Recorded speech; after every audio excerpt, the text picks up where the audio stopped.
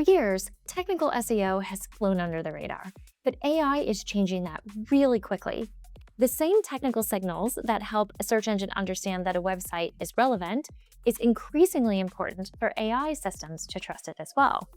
Today, I'm joined by Mark Stroud, Global SEO Lead at Specsavers, to talk about why technical SEO is having a bit of a moment and what marketers need to understand before they get left behind. Let's get into it.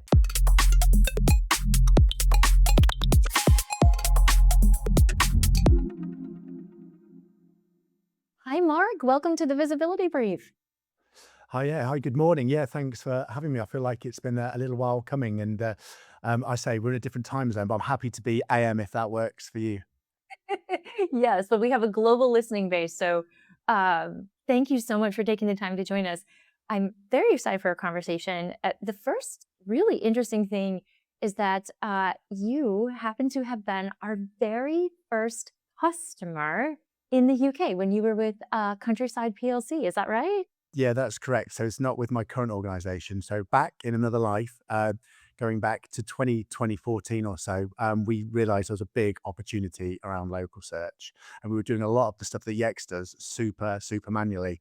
And then all of a sudden, there was this company called Yext that came to the UK, and we got it because we were trying to do it ourselves, but on scale, en masse for 1,500 locations. And yeah, we brought you guys on board, and it made our life completely different after that. So yeah, so it was for Countrywide PLC, a chain of estate agents. I think we, yeah, about 2014 that would have been, I think. Well, you've been in the SEO game for 20 years, and I imagine you have seen so many changes. But before we dive into that, how did you get your start? What drew you to the field?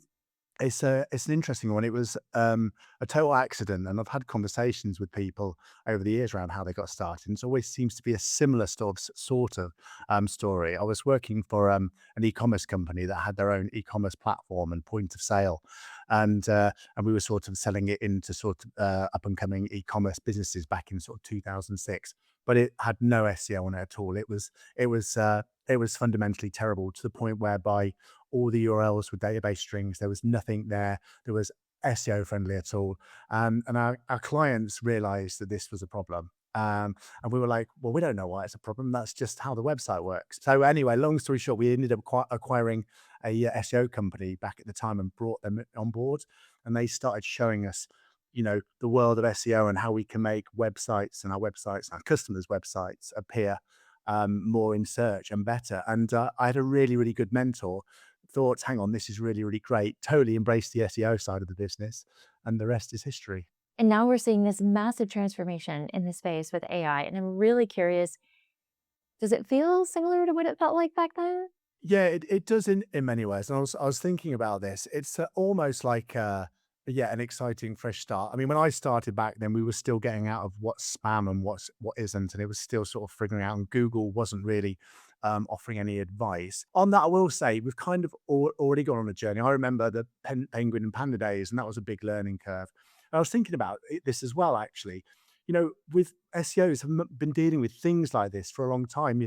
When natural language search became a thing, from keywords to questions, we had to really adapt to that as well. So it just feels like an evolution, but like an exciting evolution as well. So I think as SEOs, we're kind of used to it, but this is on the next level.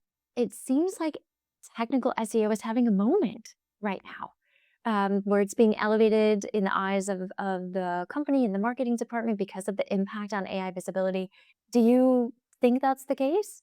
Yeah, I really do, and we're seeing this within the business. So SEO traditionally has been one of those things that goes on in the background with the SEO teams, and then obviously the metrics of the website get submitted to the leadership team, and we're only really visible if there's a problem. Now the leadership team and across the business actually is like, what are we doing about AI? What are we doing about AI? And I think the expression was from one of the people in my team, the attention is on us. We're getting the attention that we deserve, and we're almost. No, I'm not going to say almost. I think we're actually the cool kids at the moment. I feel like we are getting the attention. Our knowledge, our background, the legacy. It's all coming to a point whereby the business wants to know about what we've done in the past. How we're going to do it, and how we can support them with the future. So yeah, for me, really exciting times. And finally, SEOs are getting the recognition we deserve all along. We've just been propping up websites for so long. Well, you deserve it. Congratulations. Super exciting. How do you explain what you do now to a non-technical user and why that's so impactful on the business? Oh, that's a good question. So it's always been a challenge reporting on um, metrics to the leadership team. Cutting through the noise. What's good? Well, is that good? Why is that bad? And I think it's a really tough one, but it's just about maintaining a visibility and a brand presence within the search results. So if we're not there, someone else will be. We're making sure people can find us when they need to, and that's just not anyone. That's our profile of customers, our personas as well, and that gets really more challenging in the AI world because there's a lot more sort of nebulous stuff around the prompt side of things.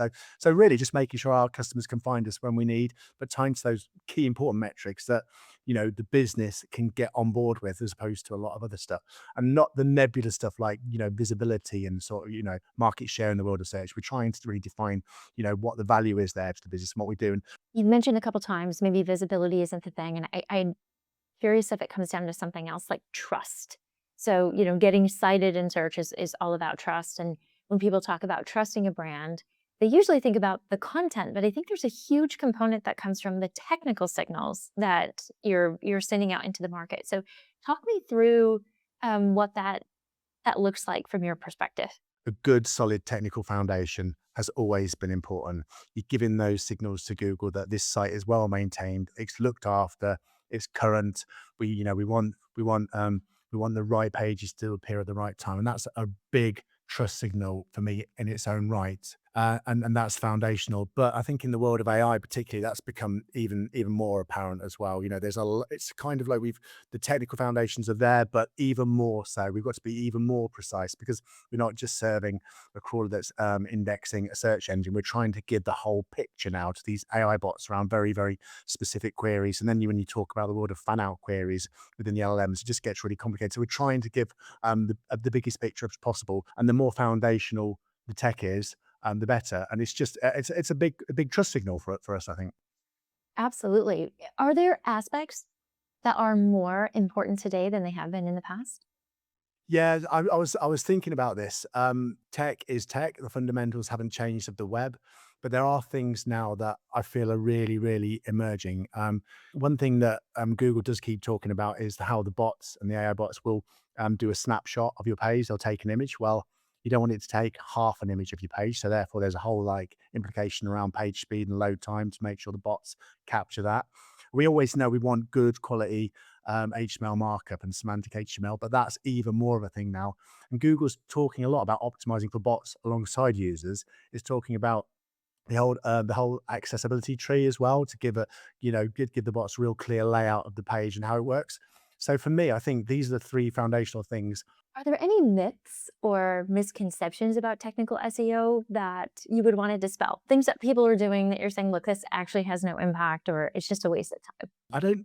I think we're at the point now with the SEO industry being really mature, is that we've gone through that, but they all do count. It's the sum of the parts, right? Make things. So from a technical SEO, you could spend hours and hours and days of resource just looking at schema, right? To no great avail, but it is part of the equation. So it's the sum of the parts for me. And I'm just really grateful. Now we're open. We're able to have these open conversations with the search engines who are supporting us to do that. So all the myths have kind of gone. I think as a mature industry, we know where we are, and they all compound each other. You've got a good schema, you've got a fast loading web page, you tie that with some great content, and they all come together. Are there any misconceptions about AI and how you show up in AI search that you think people are chasing? I think there are probably lots. And I think one of the biggest challenges people have is, again, does schema actually work? Again, it doesn't really matter for me if it does or it doesn't work. It's still a best practice thing that we should be applying. Let's not debate it. We know schema's valuable for search in general. Let's deploy it. I think that the biggest unknown is really the reporting and tracking across the AI search engines. We've got this moving goalpost with multiple different tools now that have all got great value. They all do slightly different things, but then not only have we got all these new tools that are coming to the market and which one do we go for, how do we report across thousands of prompts across multiple different search engines that are all shifting in market share? I want to pivot to your role today. So you are the global SEO lead at Specsavers. Tell me a little bit about your role and your company. Yeah, so Specsavers is a multinational optom company. We're not just optometrists. We do audiology as well. We've got domiciliary in the UK, not in every market, whereby we go to people's homes. So yeah, we're in 10 markets across the globe: Canada, Northern Europe, UK, Australia, and ANZ. And yeah, we've got about 2,000 stores globally, just looking after people's eyes, and we're pitching ourselves, well, not pitching ourselves, we are experts that care, looking after people, looking after people's eyes and ears. Yeah, and it's just a really great company to work for in that sense. It's a brand with a purpose. Really enjoy it. We are in that challenging your money, your life niche, which we Right. need to justify our knowledge, which again is another layer to everything that we do. And yeah, and yeah, we've been well, Specsavers has been in business for over 35 years now. So really, really great to be part of a brand that's multinational, and then have the privilege of seeing a global team that can take influences from each market and try and pull them together. We've got a phrase at Specsavers whereby steal with pride. If it's working in one market, let's see if it works in another. And it's just a great at a global level to be able to see how these things work. And yeah, the time zones are challenging, but for me, working a global team is really, really rewarding and quite a unique position to be in. So we're an optom company, optometrist, or as we'd say in the UK, just an opticians, depending on where you are. Yeah, servicing people's eyes and ears. Yeah. Thank goodness for that. As someone who's worn glasses since fourth grade, I don't know how I would get by without. So I would love to hear more about your SEO strategy. So my understanding is that a corner of your SEO strategy, your local SEO strategy, is built around local pages, and that you've got thousands of local pages across multiple markets. Can you tell me a little bit more about that and how it fits into your visibility strategy? Yeah, no. So, I mean, across the globe, we've got 2,000 stores, which equates to 2,000 store pages. And the traffic that's driven to these store pages over aggregate way surpasses the traffic we get to our homepage. They're so important for people searching up our local level where they can get an eye test done, and these store pages drive users straight to the store page, and from there they can make an online booking and get in store. So they are really, really important. The whole local thing through the store pages, through Google My Business, through our Google Business Listings, is just a real key revenue driver. Not only to help people find our stores who know about us, but also for people just looking for generic search terms as well. So really, really important.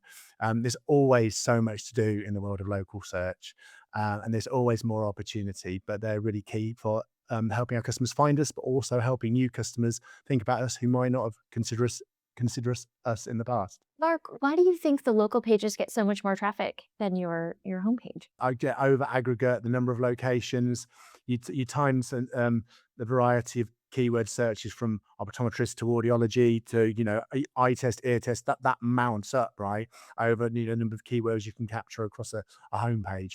So yeah, so it really opens up the traffic there, and they are really they are really important. So I think it's just the variety of keywords for a local page times the amount of them, if that makes sense, which is a lot greater than what we'd get at a homepage level. Sure. And I also think there's probably a high intent component as well. When I get to a local page, I have a very specific thing that I am looking for, and it is answering that very specific question. Yeah, 100% agree with that. So people be looking for local offers and that sort of thing. 100%. And we know local search is so valuable. Our local independent competitors have really, really caught on to the value of local search. They do have a little bit more flexibility to optimize, a little bit more flexibility to optimize their pages across one or two or three stores as opposed to 900 in the UK. But we really are seeing the value of them doing it. So yeah, we need to figure out how we can sort of brand that up across 2,000 stores globally. That is such a big footprint and a big challenge. So are you empowering your local store managers to manage the information on the pages, or are you and your team handling that? Yeah, so we've got um, a kind of dual approach on that. So the way Specsavers is set up is that the people in store focus on caring for our customers. So they are the experts that care. They are the optometrists. They are the audiologists. So the model is really centrally we manage everything globally, and that's the model that we have.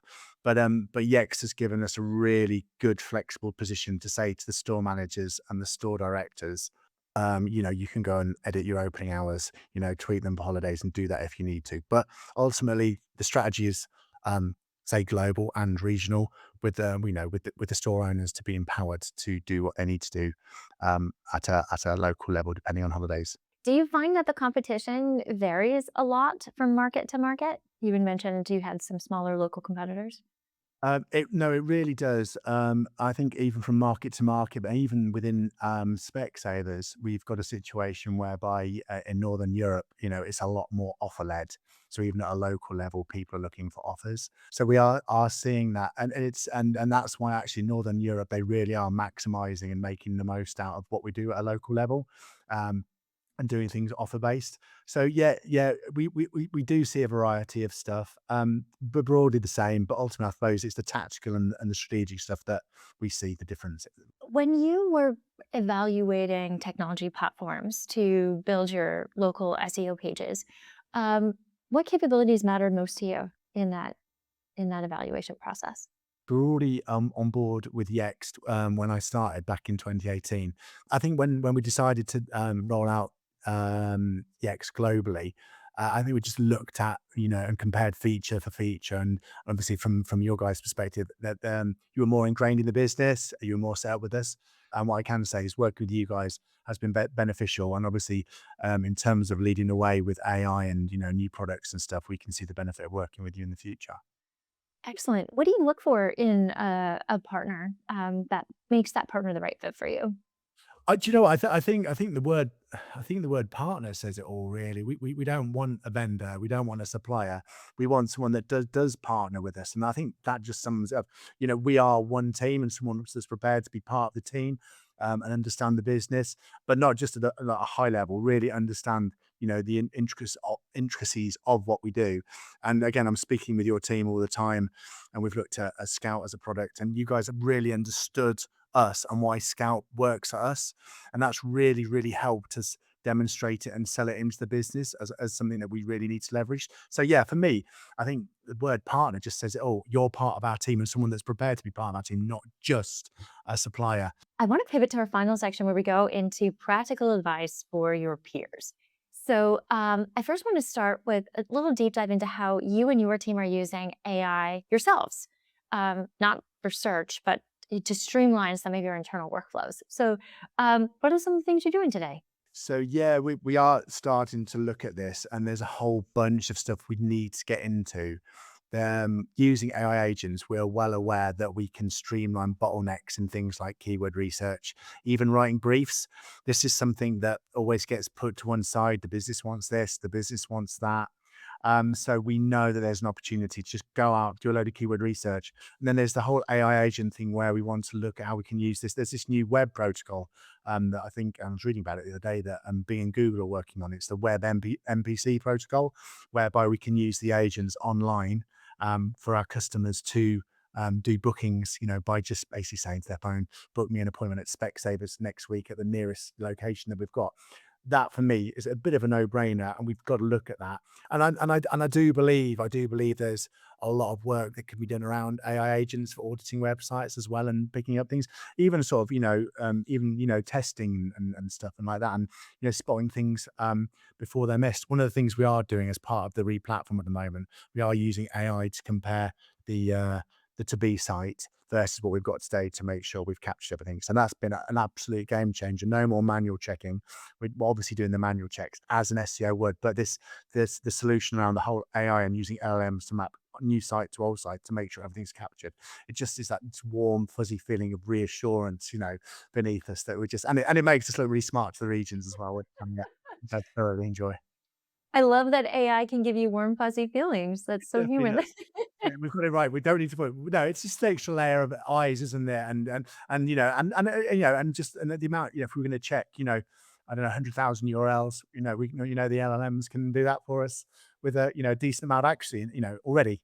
So yeah, it does give you a bit of a warm, a fuzzy feeling. It's great. I love the scale that can come with some of these challenges that you just would not be able to solve with the capacity and the teams that we have today. It's incredible. I also want to dig in just a little bit more into what you were saying about agents booking on behalf of your patients. I mean, I think that's really, really interesting.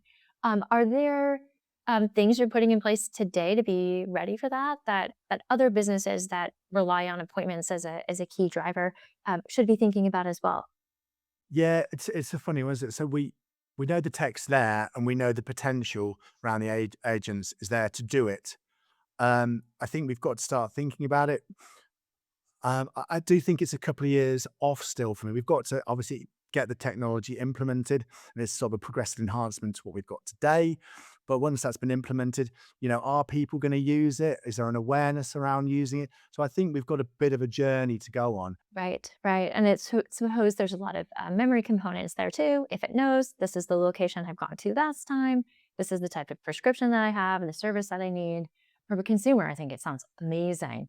Yes. Um, Yes. so We're just trying to break. Yeah. How are those habits going to shift? And I keep coming back to, for a very long time, we were talking about voice search being the next thing. And we were talking about voice search for 3 years. And then it didn't really become a thing, although it did in some respects. So it's kind of trying to, how do people want to react with us? And, we've got a variety of demographics that will want to continue to deal with us, in different ways. So yeah, we've got to try and accommodate for everyone. Okay, so Mark, we're going to roll into our final section, which is the stop, start, rethink section. It's the practical advice for marketers.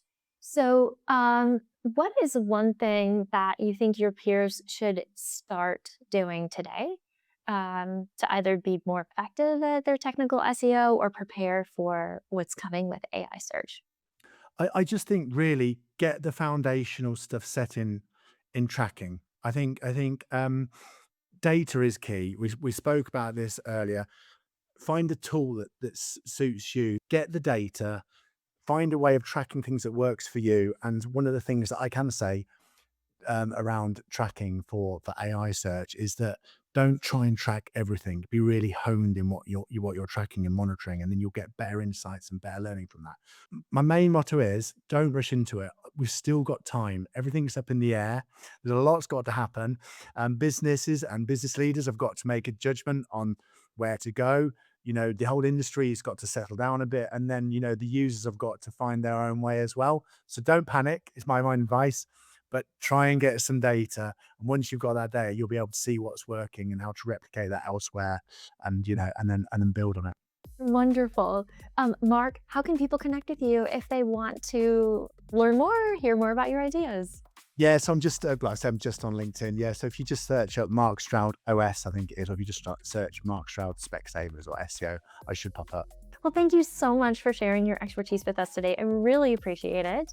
And we hope to see you again soon. You're very welcome. Thanks for having me, Rebecca. Thank you. That's a wrap on this episode of the Visibility Brief. If you found this useful, subscribe, leave us a review, or send this to a colleague who needs to hear it. We'll see you next time.